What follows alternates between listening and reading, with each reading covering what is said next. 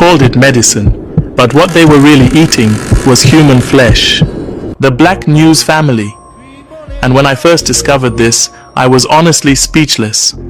Did you know that for centuries, people in Europe were literally eating Egyptian mummies?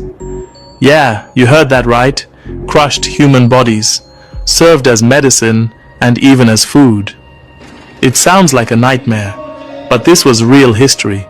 They called it mumia powder, a strange brown dust made by grinding up ancient mummies, sometimes thousands of years old.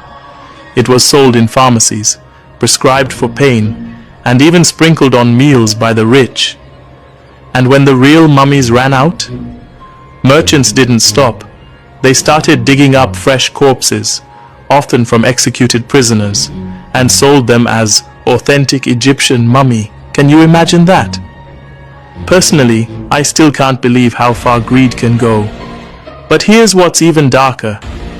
This trade in mummies was only a small part of a much bigger crime. Europe didn't just consume Egypt's dead, it consumed its history. Tombs were looted, temples were stripped, entire heritages stolen to fill museums and private collections. In their eyes, Africa wasn't a continent with history. It was a warehouse for their curiosity. And that mindset still echoes today. The same countries that once ate human remains now call other cultures primitive. The same museums that still display stolen African art call themselves civilized. So, who's really barbaric here? It makes you think, doesn't it? Personally, I believe the real act of civilization starts when we give back what we took, and finally show respect to the ancestors we exploited. If this story shook you even half as much as it did me, don't just scroll. Like it if you learned something.